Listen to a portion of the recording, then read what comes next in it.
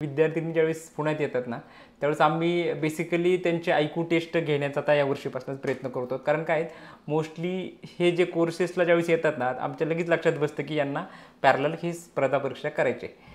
तर आम्ही त्यांच्या मध्यंतरी एक टेस्ट घेतली. म्हणजे हे जे विद्यार्थी आहेत ना, हे आरोग्याच्या बाबतीत सुद्धा इतके हे राहतात, दुर्लक्षित राहतात ना, ही ज्यावेळेस आम्ही त्यांना विचारतो, तुम्ही पुण्यात आल्यानंतर कधी हेल्थ चेकअप केली का? तर ते स्पष्ट म्हणतात की आम्ही कधीच हेल्थ चेकअप केली नाही. म्हणजे आम्ही नुकताच एक सर्वे केला होता, त्याच्यामुळे 43% विद्यार्थिनीमध्ये ॲनिमियाचे प्रमाण आहे. म्हणजे आपल्याला हे मी काय मेळघाटची किंवा विदर्भातल्या एखाद्या दुर्गम भागाची आकडेवारी सांगत नाहीत, की ह्या मुली पुण्यात येत आहेत आणि त्यांना फक्त ॲनिमिया म्हणजे जवळजवळ कुपोषण. हो, कुपोषितच ह्या मुली असतात. कारण का, तर त्या एक वेळचं जेवण करतात, एक वेळचं स्नॅक्स खातात आणि काय करतात, एक टिफिन त्या दोघी शेअर करतात.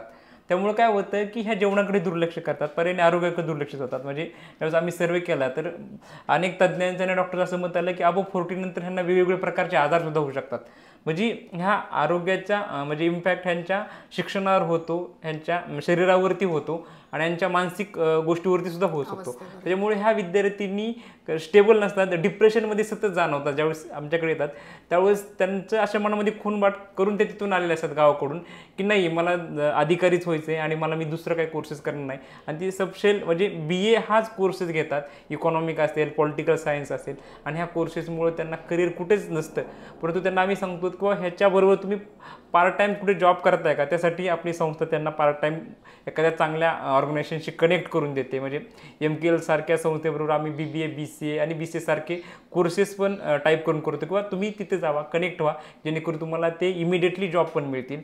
तसेच आम्ही जे मुलं MSc फार्मसी आणि BSc झाले आहेत त्यांना प्लेसमेंट आणि ट्रेनिंग पण करतो, की जेणेकरून त्या विद्यार्थ्यांना इमिडिएटली जॉबला मिळायला पाहिजे. असे जे छोटे छोटे कोर्सेस आहेत ते 6 महिन्याचे आहेत, वर्षभराचे आहेत, जेणेकरून विद्यार्थी डिग्री होऊन बाहेर पडल्यानंतर त्यांना इमिडिएटली जॉब मिळतील.